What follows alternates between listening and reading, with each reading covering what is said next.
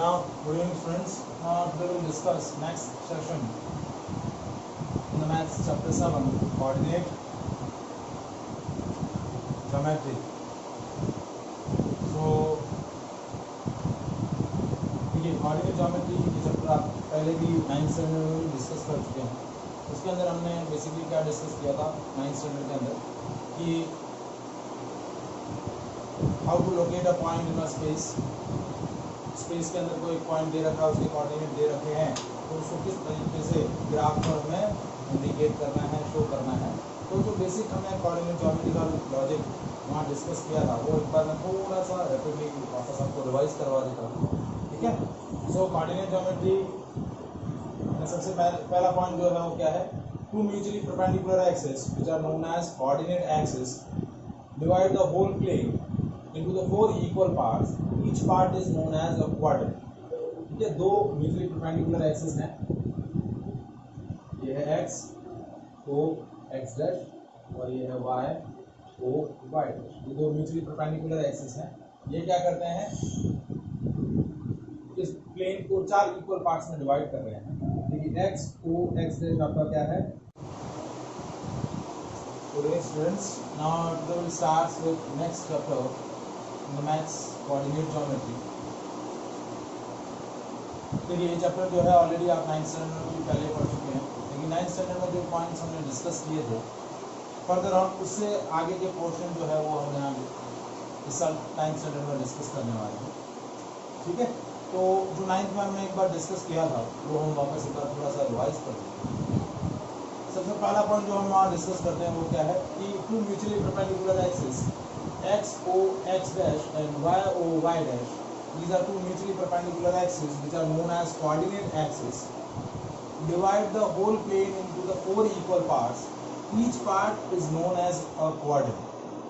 इन दोनों coordinate axis का जो इंटरसेक्शन पॉइंट है ये क्या बोला जाता है, origin.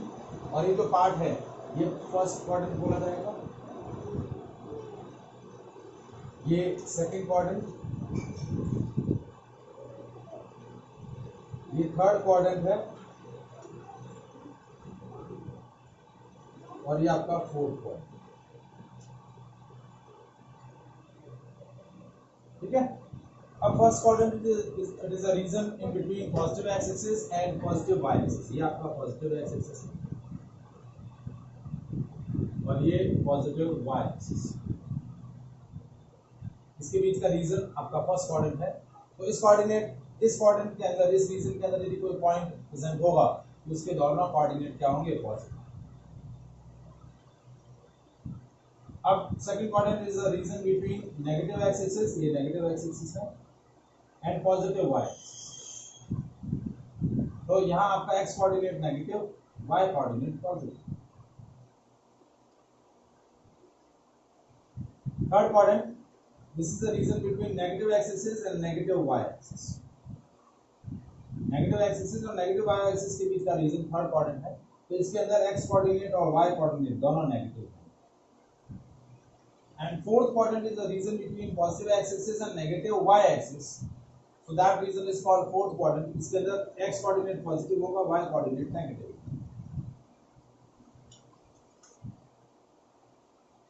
If the any point is present on the x-axis, its y-coordinate is 0, and if any point is present on a y-axis, its x-coordinate is 0.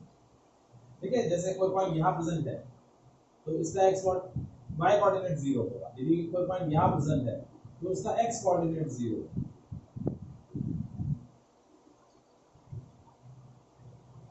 ठीक है.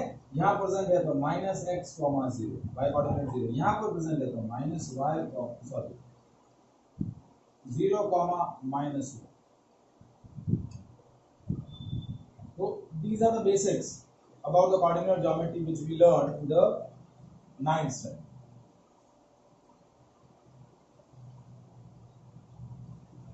Now इस सर हमें जो सबसे पहला जो पॉइंट डिस्कस करना है वो है distance. Distance of a point from coordinate axis. Distance of a point from coordinate axis.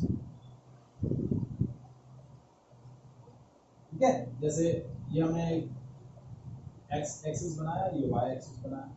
अब इस रीजन के अंदर एक पॉइंट पी हमने लोकेट कर दिया। ठीक है, इस पॉइंट पी के कोऑर्डिनेट है एक्स कॉमा वाई। तो देखिए ये एक्स, ये डिस्टेंस भी एक्स और ये डिस्टेंस भी आप लेना चाहें तो एक्स है, और ये वर्टिकल डिस्टेंस क्या होगी। तो इस पॉइंट पी की एक्स एक्सिस से डिस्टेंस कितनी होगी, देखिए ये एक्स एक्सिस है और ये वाई एक्सिस। तो एक्स एक्सिस से उसकी डिस्टेंस क्या होगी, the value of its y coordinate. इस पॉइंट पी की एक्स एक्सिस से कितनी डिस्टेंस होगी, the value of its y coordinate, and its distance from y-axis that is equals to the value of its x coordinate. इसका जो x coordinate होगा वो उस पॉइंट p y-axis से डिस्टेंस बताएगा, और इसका जो y coordinate होगा वो उस पॉइंट की x-axis से डिस्टेंस को इंडिकेट करेगा। ठीक है, जैसे distance of point p from x-axis that is y, उस पॉइंट का जो y कोऑर्डिनेट है वो होगा, and distance of point p from y axis, उसका जो x कोऑर्डिनेट है वो, ये पॉजिटिव x एक्सिस है, पॉजिटिव y एक्सिस है। यही सेम यदि नेगेटिव x एक्सिस का पॉजिटिव y एक्सिस होगा तो डिस्टेंस उस हिसाब से पॉजिटिव नेगेटिव होती जाएगी, जैसा आपका कोऑर्डिनेट एक्सिस चेंज हो रहा है उस हिसाब से डिस्टेंस भी चेंज होती है। जैसे क्वेश्चन देखिए कि सपोज जैसे क्वेश्चन दिया, find the distance of point P, coordinate is 3, -4 from x axis and y axis. तो पॉइंट P की x एक्सिस से जो डिस्टेंस होगी वो उसका y कोऑर्डिनेट होगा। तो distance of point P from x axis क्या होगी, -4, और डिस्टेंस ऑफ यानी उसका जो y कोऑर्डिनेट है, y कोऑर्डिनेट क्या है, -4, and distance of point P from y axis क्या होगी, जो उसका x कोऑर्डिनेट है, क्या है, जो उसका x कोऑर्डिनेट है 3।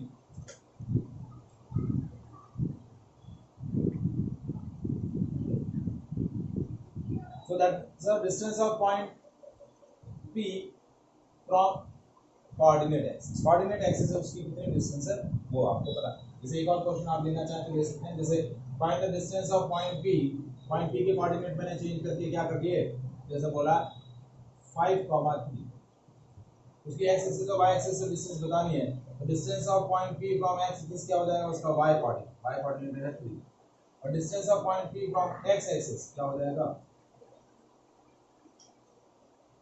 5, क्या हो जाएगा 5।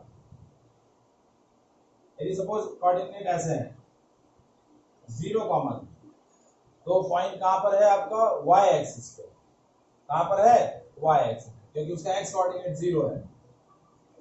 तो distance of point P from x axis तो क्या हो जाएगी 3, और y एक्सिस से उसकी डिस्टेंस क्या हो जाएगी 0, क्योंकि वो पॉइंट y एक्सिस पे ही लाई कर रहा है, क्या कर रहा है, y एक्सिस पे ही लाई कर रहा है।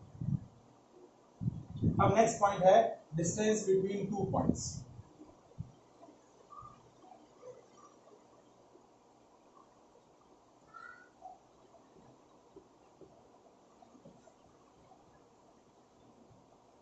दो पॉइंट है, एक है P जिसका कोऑर्डिनेट है x1, y1, और एक पॉइंट है Q जिसका कोऑर्डिनेट है x2, y2। हमें दोनों के बीच का डिस्टेंस कैलकुलेट करना है, जैसे ये x ये y, ठीक है, ये पॉइंट P ले लिया मैंने, ठीक है, इसके कोऑर्डिनेट ले लिए x और y, सॉरी x1 y1, ये x1 हो गया और इसके करस्पॉन्डिंग ये y1, और पॉइंट Q जो है तो आप चाहें तो ये पॉइंट Q, ठीक है। इसके ये x कोऑर्डिनेट हो गया x2 और ये y कोऑर्डिनेट हो गया y, ठीक है। तो अब ये P और ये Q, ये डिस्टेंस आपकी PQ क्या है P। तो अब कैसे कैलकुलेट किया देखिए, PQ को कैसे कैलकुलेट किया देखिए, ये देखिए राइट एंगल ट्रायंगल हमने कंस्ट्रक्ट कर लिया। ये जो ये आपका बेस जो बन रहा है, क्या बन रहा है बेस, ये बेस हो जाएगा आपका x2 माइनस x1 और ये जो ये आपका परपेंडिकुलर जो बन रहा है ये हो जाएगा y2 माइनस y, और ये आपका हाइपोटेन्यूज है। तो आप पाइथागोरस थ्योरम लगा के और PQ की वैल्यू कैलकुलेट कर सकते हो। तो PQ का वैल्यू क्या आएगा, under root x2 minus x1 का whole square plus y2 minus y1 का whole square. That is a formula of, that is called distance formula. क्या बोलते हैं इसको, distance formula. Distance between two points PQ is equals to under root of square root of x2 minus x1 का whole square. देखिए ये आपकी base वाली, ये राइट एंगल ट्रायंगल दिख रहा है आपको, ये हो गया आपका बेस हो गया x2 माइनस x1 और परपेंडिकुलर हो गया y2 माइनस y। तो x2 माइनस x1 का होल स्क्वायर, क्योंकि बेस का स्क्वायर प्लस परपेंडिकुलर का square is equal to hypotenuse square. तो हाइपोटेन्यूज का रूट ले लेंगे तो आपका क्या आ जाएगा, हाइपोटेन्यूज स्क्वायर का रूट ले लेंगे तो हाइपोटेन्यूज आ जाएगा। तो ये हो गया रूट x2 माइनस x1 का whole square plus y2 minus y1 का whole square. That is called distance between two points and that is called distance formula. जैसे अब देखिए इसको कैसे हमें यूज करना है।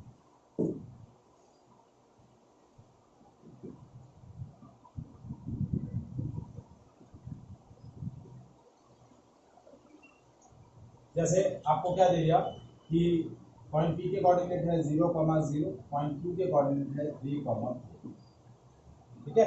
तो ये हो गया आपका x1, ये y1, ये x2, ये y2, ठीक है। तो अब PQ की वैल्यू क्या हो जाएगी, root x2 minus x1 3 minus 0 का whole square plus y2 minus y1 4 minus 0 का होल स्क्वायर। तो PQ क्या आ गया, 3 का स्क्वायर प्लस 4 का स्क्वायर। तो PQ की वैल्यू कितनी आ गई, 9 प्लस 6 आ गई रूट 25, कितना आ गया 5। क्या आ गया 5, क्या आ जाएगा 5 यूनिट, ठीक है। अब जैसे देखिए आपको पॉइंट ए दे दिया, ए कॉमा बी, और पॉइंट बी दे दिया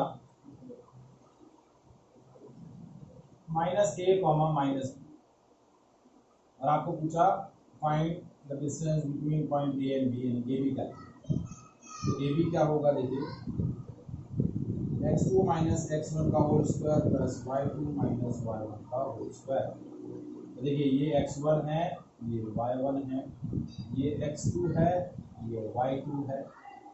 तो रखा हमने देखिए minus of A, minus of ए का whole square plus y2 minus of B, minus of B का होल स्क्वायर। ये हो गया -2a का होल स्क्वायर प्लस -2b का होल स्क्वायर। ये हो गया 4a square plus 4b square, 4 common ले लिया, under root a square plus g square. और 4 का रूट जब हम लेंगे तो क्या जाएगा 2, वो बाहर आएगा स्क्वायर रूट से तो 2 हो जाएगा। ये डिस्टेंस आ गई, ए बी की वैल्यू क्या आ गई 2 into square root of a square plus b। ये आपका क्या आ गया, डिस्टेंस फॉर्मूला आ गया। Is it clear? आया सर में, ठीक है। इसमें एक और क्वेश्चन हम डिस्कस करते हैं। देखिए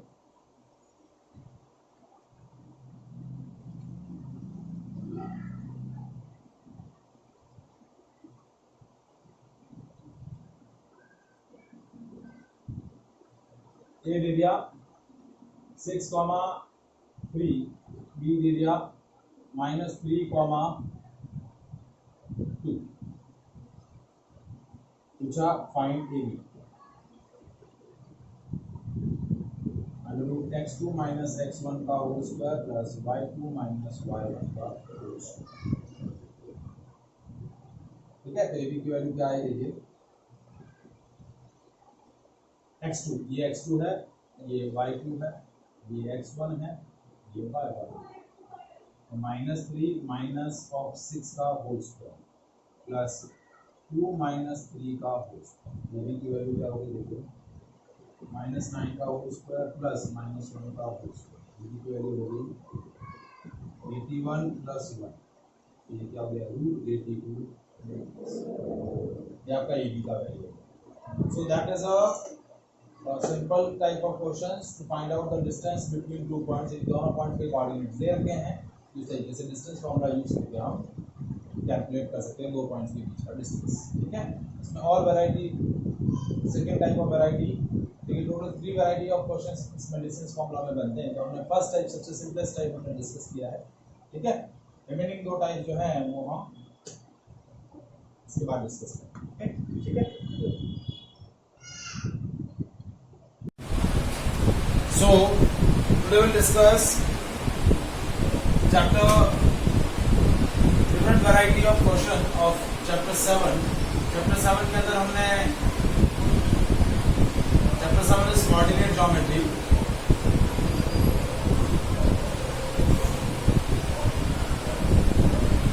इसके अंदर हमने बेसिकली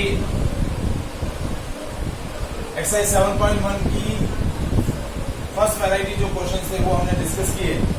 डिस्टेंस फॉर्मूला, जो डिस्टेंस बिटवीन 2 पॉइंट्स, उससे रिलेटेड कुछ क्वेश्चंस हमने डिस्कस किए थे। अब इसमें उसी डिस्टेंस फॉर्मूला पर कुछ और डिफरेंट वैरायटी के क्वेश्चंस हैं, तो वो आज हम डिस्कस करने वाले हैं। देखिए डिस्टेंस फॉर्मूला क्या होता है, मैं वापस एक बार रिवाइज करवा देता हूँ। Distance formula that is distance between 2 points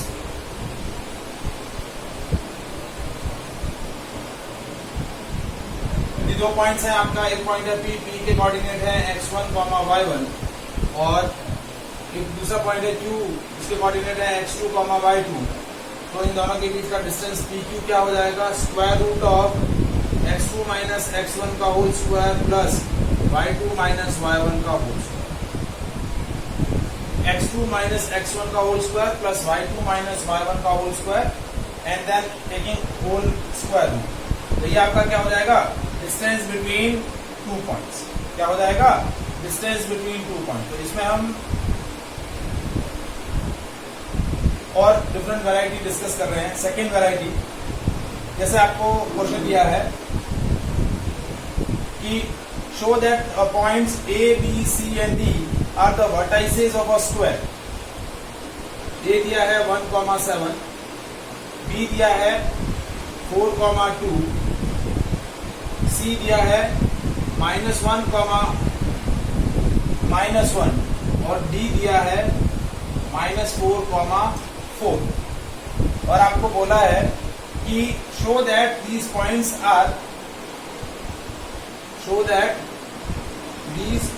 points are vertices of a square. तो अब देखिए कैसे इसको सॉल्व करेंगे। जैसा कि हमारे को पता है कि स्क्वायर जो है आपका एक ऐसा क्वाड्रिलेटरल है जिसकी चारों साइड्स क्या होती हैं, इक्वल। क्या होती हैं, चारों साइड्स इक्वल। तो देखिए यदि हम एक स्क्वायर कंस्ट्रक्ट करें इस तरीके से, स्क्वायर ये A, ये B, ये C, ये D। तो A के कोऑर्डिनेट है 1,7, B के कोऑर्डिनेट है 4,2, C के कोऑर्डिनेट है -1, -1, D के कोऑर्डिनेट है -4,4।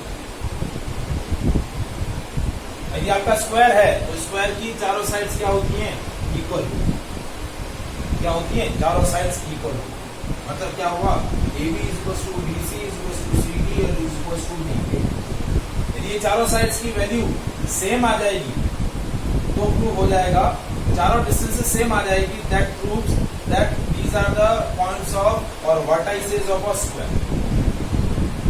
तो हम देखिए चारों की वैल्यू कैलकुलेट करते हैं, A B, B C, C D और डी ए। तो ए बी का वैल्यू क्या हो जाएगा?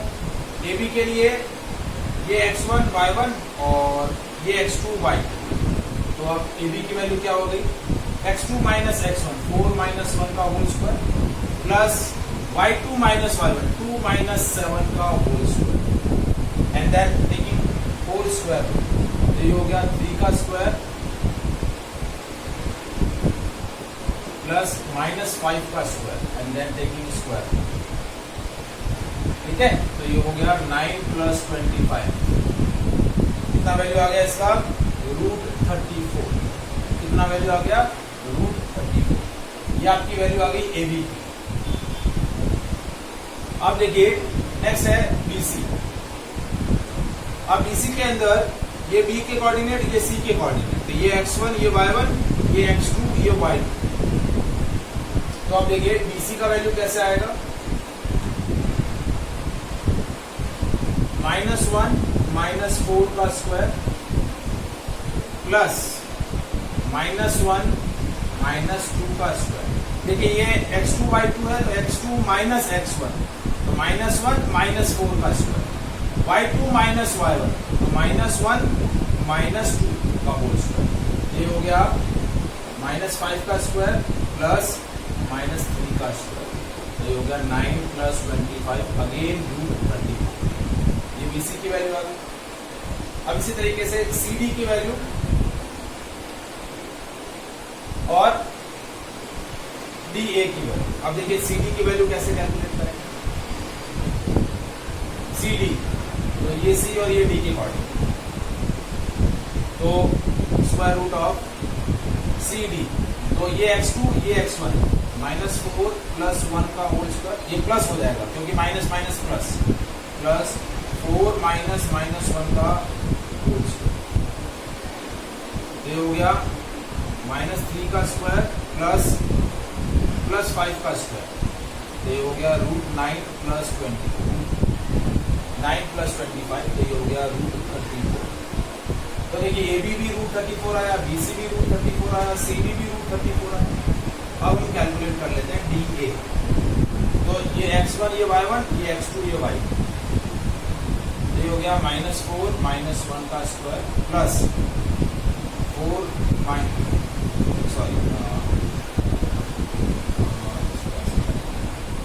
ये डी ए है ना, तो ये x1 y1, ये x2 y2, तो x2 माइनस x1, तो 1 प्लस 4 का स्क्वायर और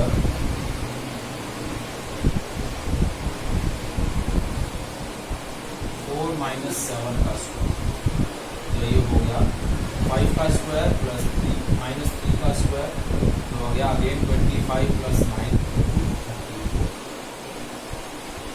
तो देखिए चारों sides A B, B C, C D और डी ए, चारों वैल्यू इक्वल आई, A B, B C, C D और ये डी ए। इसकी वैल्यू √34, √34 और √34, चारों sides equal I. That means ये चारों वर्टाइसेस, ये चारों पॉइंट जो है वो क्या है? Vertices of a square. क्या है? Vertices of a square. समझ में आया? Is it clear? Is there? ये पॉइंट समझ में आया? कंफर्म? अब नेक्स्ट देखिए, नेक्स्ट वैरायटी इसी के अंदर, determine if the points A, B and C